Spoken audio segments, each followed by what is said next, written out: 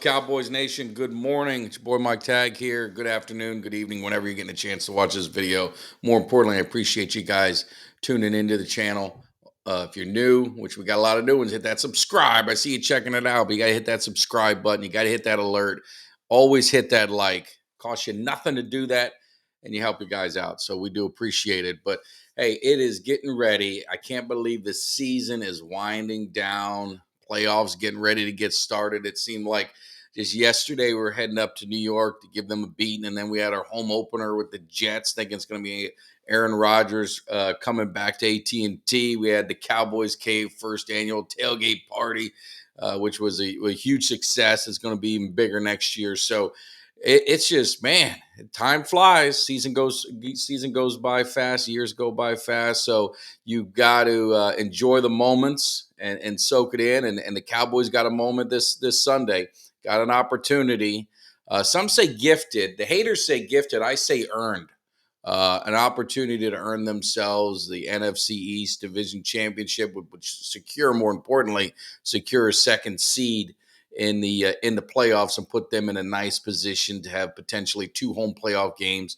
And hey, things slip up. You got the Niners slip up. You could end up with three home games on the road to the Super Bowl. So you gotta like the position and the opportunities that they've been given and earned.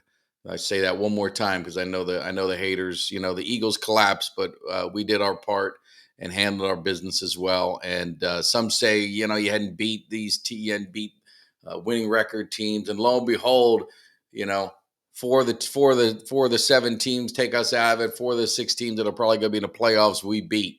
Uh, so I guess we did beat some playoff teams. I guess we did beat some teams with winning records, but it don't matter because after Sunday it's 0-0. But more importantly, we can't look past Sunday. Can't look past Sunday. You got Washington coming in. We're going to Washington, I should say, and we're going to have our morning show on Sunday. Going to be live. Going to be, hopefully you guys join in, interact with the chat a little bit, and get you ready for the game. And I'll be heading out over to Cowboys watch party in Tampa to hang with Cowboys Nation, because definitely don't want to miss that. But thing is, Cowboys should dominate the game. You want to dominate the game. They need to use this game as another springboard to get some momentum, get some good vibes, get some good mojo going in the playoffs. You don't want to start looking ahead, end up in an ugly game, and end up, either barely winning and God forbid losing, and then you're put right back down to the fifth seed, and all this crap that we all talked in Cowboys Nation will come back to get us about 1,000 times from the haters. So, Cowboys, you better do your job Sunday. You better win and you want to win convincingly. And the one thing I want to see, and it was my bold prediction on our live show Wednesday, was I need to see this running game. I want to see this running game drop 200 as a team. I want to say, I know that's a bold prediction, may not happen, but my concern with the team, really, there's two things. It's running the football, and discipline with the penalties. We've got to reduce the penalties, but we've got to increase the productivity in the running game.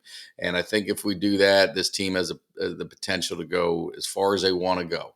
I think Dak Prescott's playing at a high level, the best he's been. CeeDee Lamb is an absolute beast. Brandon Cooks, everyone's meshing so well on offense with the receiving game. We're getting healthy. Tyler Smith will be okay.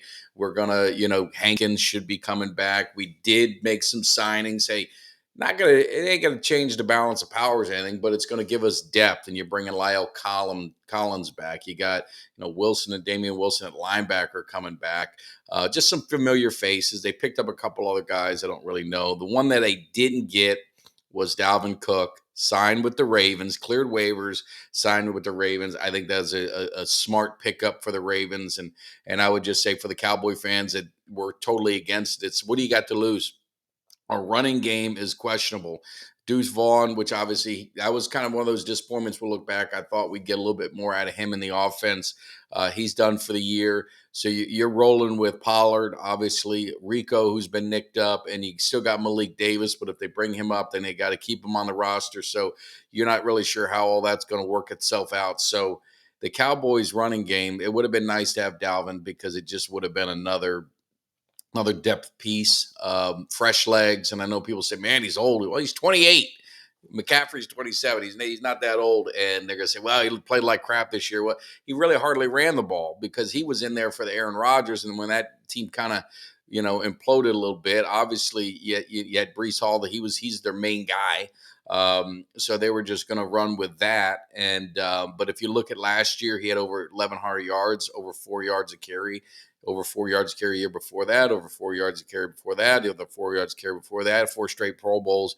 So it wouldn't have been a bad signing, but I think the Ravens did a smart thing. Their leading rushers, Lamar Jackson, obviously got Gus the Bus from the U, so you got to give him some love. But they've had some injuries and guys banged up. So that's what these playoff teams do, and that's what these teams fighting for Super Bowls. How can you make your roster better any way possible? And I think the Cowboys did that too. So I'm not going to knock them. I think they did some nice depth signings that we just talked about. So we're going to see what happens. But more importantly, before the playoffs get rolling, we have got to take care of Washington. To me, Washington is one of those teams that you're going to get them playing for pride. You're going to get some of them that are already checked out. The coach is probably going to be fired. You got so much disarray. If I'm Washington, if I'm ownership, I'm putting my team in the best position to lose because they pretty much have the second pick in the draft locked up. That's going to assure them a potential franchise quarterback if they want to go that route. If they win, obviously they can drop down. It could change things. They may not get a quarterback, which, quarterbacks are hard to find. We all know that. So I don't know how they're going to come out and play, but at the end of the day, the guys playing, they're going to be playing for some pride. The city of Washington would love nothing more than to beat the Cowboys and deny them the opportunity to win the division. So there's going to be a lot of stuff going in there. But I think if the Cowboys start strong, I think Washington will fold. I think they'll just go ahead and move on and call the season a wrap and get out of it. So I think for the Cowboys, it's very important to start fast. But I want to see, as a Cowboys fan, I just want to see some dominance. I want to see some good vibes going in. I want to see a good defensive performance. I want to see all these. I want to see our running game going. I want to see that. And more importantly, I want to see us coming out healthy. So again, get a lead. And then you can scale some players back. You can scale them back. And then, that way we don't have any, knock on wood, any injuries, anything that, that could deter us in the playoffs. Because right now we're about as healthy as you could ask for. We don't have a lot of guys banged up, the ones that are coming back. So all signs are pointing very nicely for the Cowboys. The stars are aligning. Some say the curse. So you think about that curse that we all talk about with Jimmy Johnson. He goes into the Ring of Honor, well-deserved. And then you have kind of some weird things happen in Detroit. And I've been getting a lot of hate with that. But, hey, we won the game. They tried to pull a fast one. I was at the game, clearly heard the referees announced 70. And I'm not going to rehash the whole thing. But the Lions coach even came out and said, we're trying to kind of be a little, deceptive in what we did and confuse the defense. But they ended up confusing the referees. So it didn't work out for them, but they had 2 other shots and come through. So that's besides the point, and the tripping call. We'll move on. But all these weird things happen, and you're like, man, maybe the ball's bouncing our way now. Maybe things are going our way. And then you have Philadelphia losing to Arizona when they're up like 21-6 or something like that. And you're like, man, maybe this was a curse. Maybe there's something to be said for that. But we'll see what happens in the playoffs. But I love the way Dak's playing. Obviously, Pro Bowls aren't the first Pro Bowl I give credit to. So you make the Pro Bowl when you're on that roster today, that means something. Now, what the roster looks like in a month, I don't know. You got 15 quarterbacks that make the Pro Bowl because so many guys back out. But seeing Dak Prescott make the Pro Bowl was obviously great. CeeDee Lamb, I mean, Jerry's going to got to really open up, that bag because CeeDee Lamb about to get paid. And it's one of those things where you kind of, as an owner, I guess it's a tough thing. You just, maybe you should try and pay these guys sooner than later, but they haven't. CeeDee Lamb is going to be the highest paid receiver in the NFL. Make no mistake about it. And so that's going to be interesting this offseason to see how that goes. But he's been playing at such a high level. You can argue the top receiver in the NFL. The only guy that I might, that you could put ahead of him right now is obviously Tyreek Hill. He's amazing when he's healthy. But CD is just doing it. And we talked about it on Wednesday's live show is, for so many years, the offense ran through Zeke or the offense ran through, run back. The offense runs through CD. As CD goes, the offense goes, and they got to continue. And this is where I give McCarthy credit and Schottenheimer credit. They find ways to get CD involved. Now, sometimes they slip up, and we miss them a little bit. Like in that Miami game, the guy has 100 yards in the first quarter.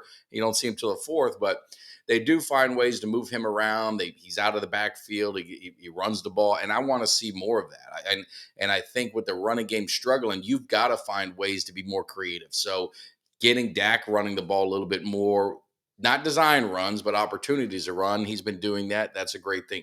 Getting CD running the ball a little bit out of the backfield, that works out well. Turpin, they've been, use him a little bit more. Get the running game going in other ways. But where it concerns me with the running game is why it keeps me up at night is in the fourth quarter. If we're up 21-17, 5 minutes to go, we got the ball. All we got to do is just churn out some first downs and call it a day. I don't know if we have the running game to do it. And that's why I think sometimes you see McCarthy with the game management questions throwing the ball, because I just don't know if they have the confidence that they can run the ball and continually run the ball consistently. Not one play, hey, they got a 7-yard gain so they can run the ball. No. Consistently running the ball when they know you're going to run. That's the case. When they know you're going to run the ball and be successful. A la when Zeke was here in his prime, a la when Emmitt Smith was here, Tony North, you go down the line. That's when you got a running game. That's when you're confident in your running game because you're telling them we're running it. Try and stop us. You're not going to stop us. Deal with it. And I just don't know if we have that right now. That's my concern in the playoffs because I think you need that in the playoffs. So we'll see what happens, but we're rolling with the Cowboys getting ready. I'm kind of been on the fence. Dallas first got to win against Washington, but if they get those 2 home playoff games, it'd be hard for your boy to make both. So I'm kind of trying to figure out what to do. But they better win the first one if they get that home playoff game. So, but anyway, it's going to be a lot of fun. I'm excited. We got the hype video dropping. Kelly is dropping some videos. I saw him go live last night. So if you missed that, hit rewind, go watch the old ones and go check it out. But we've got some great interviews coming up. So I talked about it. Obviously, Tony Thrill Hill is coming on the show on the 25th, Thursday.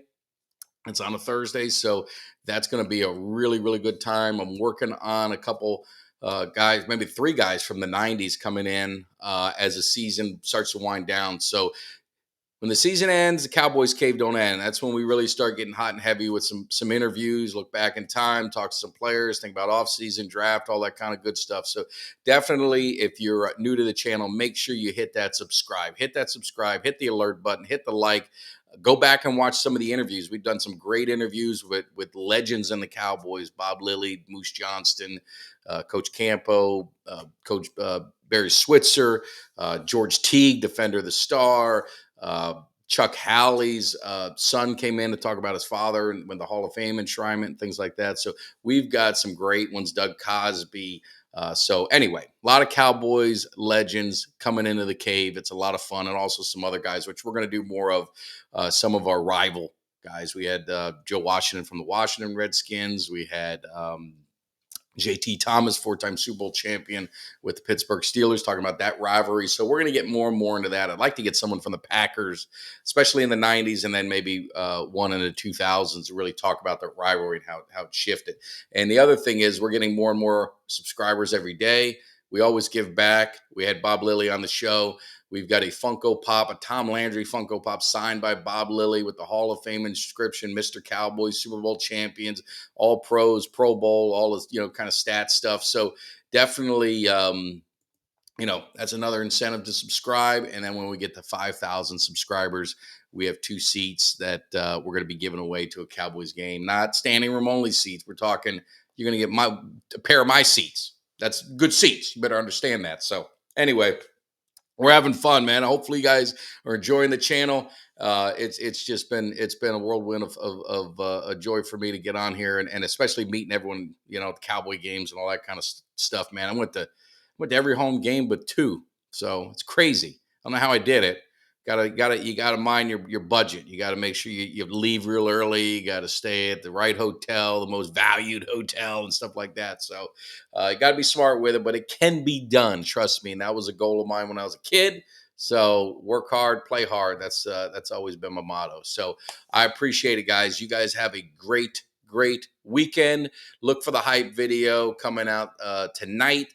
Check me out on Sunday morning. If you're in the Tampa Bay area, going to be hanging out at Henderson's with all the Cowboy fans Sunday watching the game. Hit me up. If you need the address or anything, I'll let you know, but you can find it. And we will see you later. You guys have a good day. I did a cameo for anti-Eagle fan. Wanted me to give him some hate to one of his buddies who's an Eagle fan. So I'll leave you with this because it's always fun. But once he tells me the okay, I might play it for you because my daughter said it was my best work. So have a good day. Haters, I just want to tell you, I promise you this above all else. I am now going to be more obnoxious, more overbearing, and I'm going to make you all learn to love it because you'll have no choice. You understand that, Eagles fans? You guys are through. You're finished. You won.